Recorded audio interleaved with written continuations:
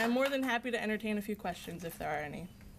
What do you think you'll be able to offer as a younger candidate? Will there be some ways that maybe your age will help, I guess, in some of these efforts that you were talking about?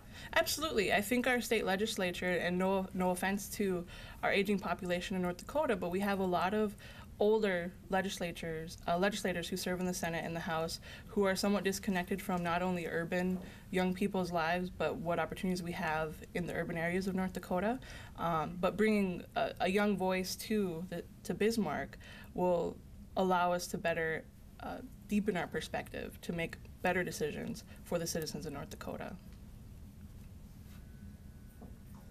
I have another question. Sure.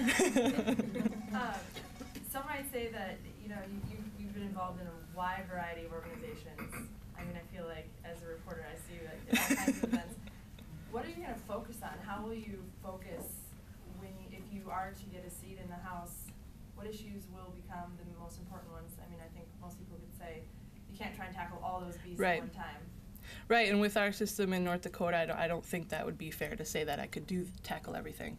I've taken an interest in issues that work to improve our state and work to provide for the people of our state.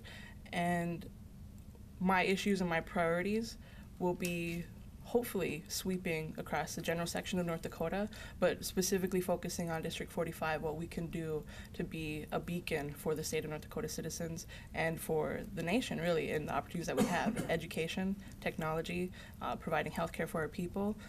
This side of the state has the bigger employers for individuals living in North Dakota, and I believe that we can make life better and quality of life better for all citizens of North Dakota. Anybody else? Your youth has been mentioned as one perspective you're bringing, but I also have the impression that you've got several years of experience, a number of years of experience with helping poor people, homeless people. Could you say something about your experience there? Absolutely. I spent the last 15 years kind of in public service to the community of Fargo, Moorhead, really, and to the citizens of North Dakota.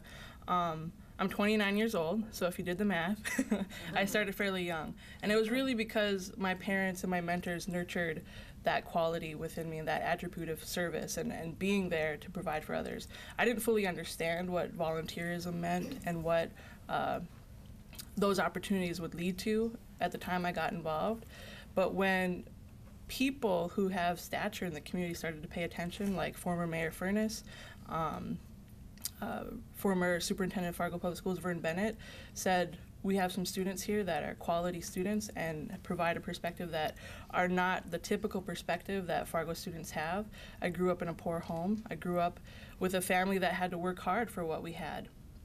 And parents who also felt that we need to be able to stand up, be heard, have a voice in our social systems around us. And they worked as a coalition to bring social justice programs to the Fargo-Moorhead community. I think of the Native American Coalition, where we had access to Indian education, Indian health care, and an outlet for American Indian people. My mom worked for years within her faith community at Peace Lutheran Church and really instilled that sense of community within me, that your faith community was one that will drive your service life as well. And opportunities just came from there. And I always felt that I could make a difference because I started to receive that public attention that, oh, this is somebody who actually cares. And to be a young person who cares, that's still a rarity in Fargo and in North Dakota. I'm a chair of the Human Relations Commission. I'm my third year as the chair. I've been on the commission for 8 years, and I'm the second youngest of the commissioners serving. And that says something as well. Young people need to start getting involved with the process, so as all people, we can believe in this process that are serving and making decisions for all of us as citizens of North Dakota. And that's a perspective I think we all need to deepen and strengthen, is the voice of all people can make a difference. Cool. Well, thanks for your time, everybody. Oh, Rose, I'm sorry. I know you have been in Africa some weeks ago, and you talk about economic development. Development of North Dakota. Are you ready to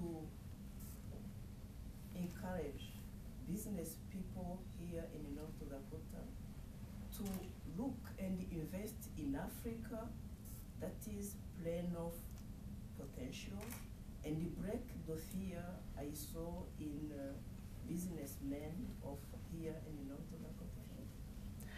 Absolutely. I think economic development for North Dakota can definitely look beyond our borders and go serve in Africa or find opportunities in Africa and other countries. I served in Africa for 5 weeks teaching to primary, secondary, and universities there in 2009. And I was right at home. We had the same food that we have in North Dakota, everything based on wheat and corn, potatoes, and the same types of meats. Very, very much an agricultural loving community is where I spent time in Africa. And I think North Dakota can definitely reach across borders and start finding opportunities within agriculture and technology everywhere. So absolutely, I'd say yes to that. Anybody else? Great. Well, thank you for your time today. I really appreciate it.